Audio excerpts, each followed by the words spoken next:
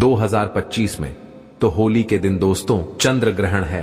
और चंद्र ग्रहण के समय अगर कोई भी क्रिया करते हैं, कोई भी उपाय को अपनाते हैं या फिर कोई भी जो क्रिया होती है उसे अगर आप अपने जीवन में फॉलो करते हैं तो आपको जरूर लाभ मिलेगा। चाहे धन आकर्षित करने के लिए हम वीडियो में जो उपाय बता रहे हैं वो उपाय करें, चाहे दोस्तों आप जो है धन खींचने वाले यंत्र को भी इस दिन सिद्ध कर सकते हैं, मंत्र को सिद्ध कर सकते हैं। वीडियो में अच्छी से अच्छी जानकारी बताया हूं तो इस वीडियो को ध्यान से देखिए, ध्यान से सुनिए, आपको समझ में आएगा। और दिन खोलकर आज सच्चे दिल से कमेंट बॉक्स में लिख देना राधे राधे जय श्री कृष्ण, क्योंकि होली श्री कृष्ण को अति प्रिय है। चंद्र ग्रहण का सूतक काल का समय भी हम बताएंगे, तो वीडियो के अंत तक बने रहना। होली का त्योहार जश्न का त्योहार होता है, इसलिए इस दिन विशेष रूप से खान पान, नृत्य, गायन ये सब किया जाता है। होली का महत्व हमारे जीवन के हर पहलू में ये हमें ये महसूस कराता है, क्योंकि इस दिन हम अपने मतभेदों को भूल जाते हैं और त्योहार की खुशी को साझा करते हैं, एक दूसरे को गले लगाते हैं। दोस्तों भारत में होली का त्योहार सभी के जीवन में बहुत सारी खुशियां, ये सब खुशियों का रंग भरने का काम करता है, लोगों के जीवन को रंगीन बनाने का काम करता है। आमतौर पर जो होली का त्योहार है इससे रंग महोत्सव भी कहा जाता है। यह लोगों के बीच में एकता का प्यार लाता है, इसे प्यार का त्योहार भी कहा जाता है।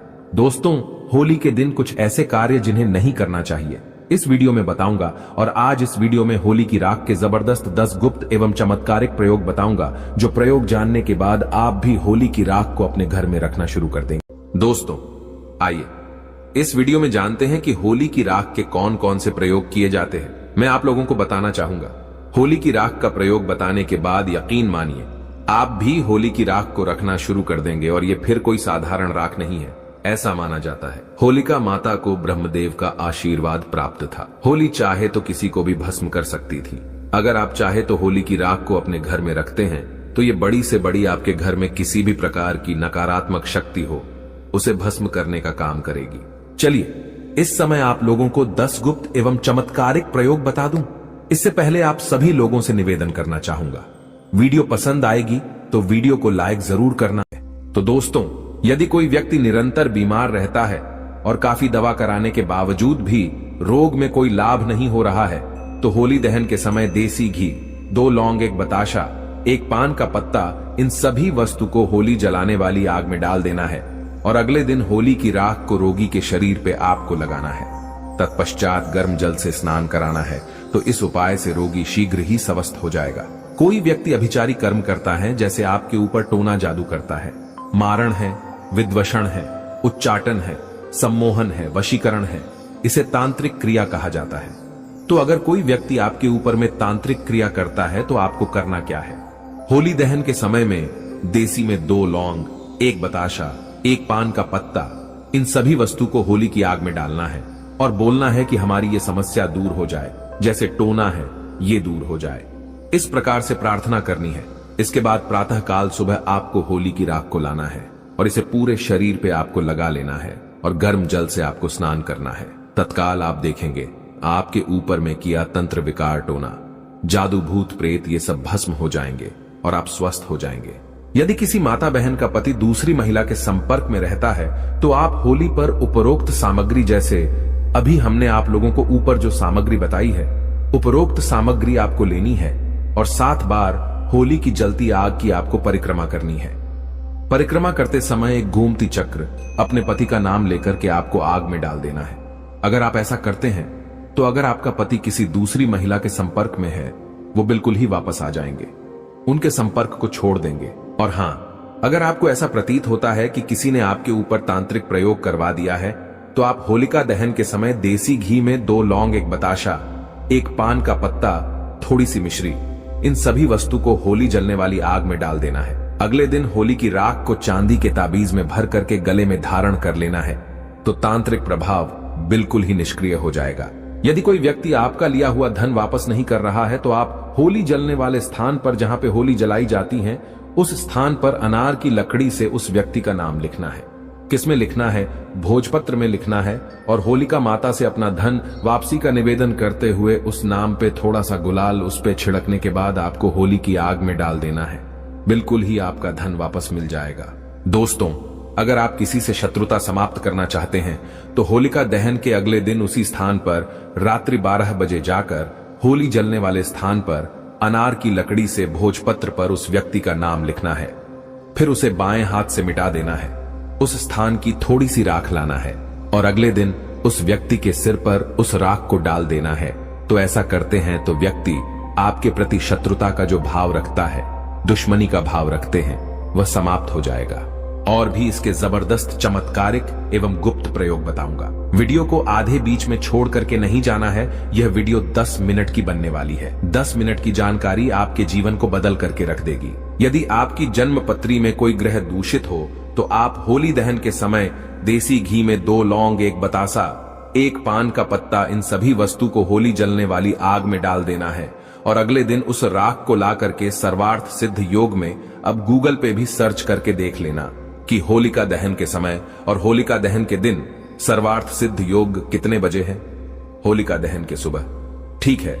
तो सर्वार्थ सिद्ध योग में इसे शुद्ध करके बहते जल में प्रवाहित कर देना है। होली की राख को सर्वार्थ सिद्ध योग में प्रार्थना करना है। इसके बाद शुद्ध जल में बहा देना है। तो यदि आपकी जन्म पत्रिका में कोई ग्रह दूषित है, आपको नुकसान कर रहा है, नुकसान करना बंद कर देगा। अगर आपको राज्य पक्ष से बाधा आ रही है तो आप होलिका के उल्टे फेरे प्रारंभ करें। कैसे करना है?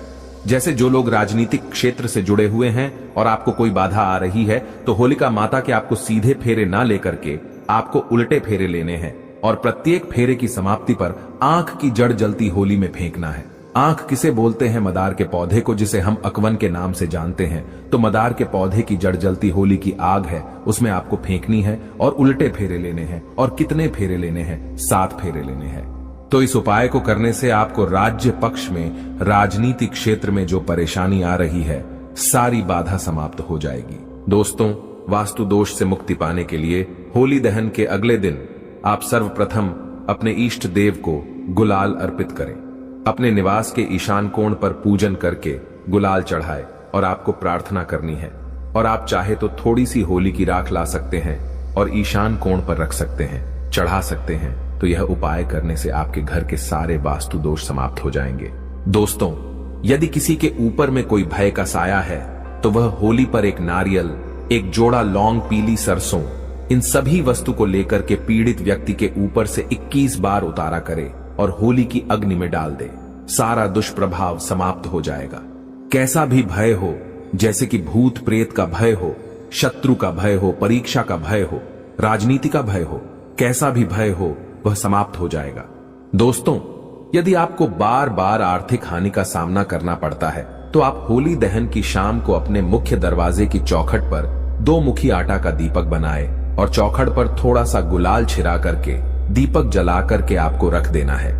दीपक जलने के साथ ही मानसिक रूप से आर्थिक हानि दूर होने का आपको निवेदन करना है। तो यह उपाय होली के दिन कारगर सिद्ध होता है।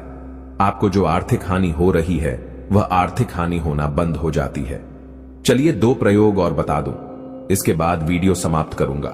दोस्तों, किसी बालक अथवा बड़े को शीघ्र ही नजर लगती है तो होली दहन के समय देसी घी में 2 लौंग, 1 बतासा, 1 पान का पत्ता, इन सभी वस्तु को होली जलने वाली आग में डाल देना है और अगले दिन होली माता को प्रार्थना करने के बाद होली की राख लाना है और इसे तांबे या चांदी की ताबीज में भर करके गले में धारण कर लेना है। धारण करते ही नजर दोष लगना बंद हो जाएगा।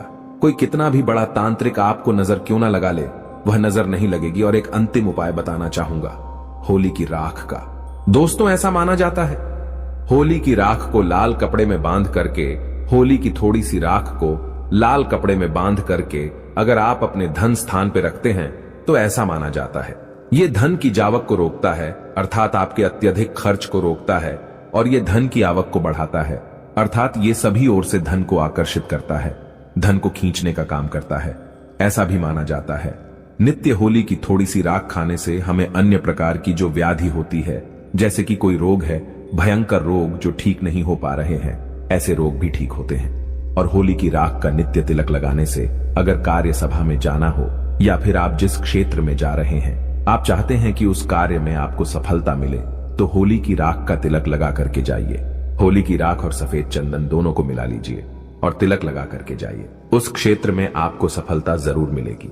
अगर आप चाहते हैं कि लोग आपकी को माने, लोग आपके अनुरूप चले, आपके वशीभूत हो जाएं तो होली की राख का तिलक लगा करके जाइए।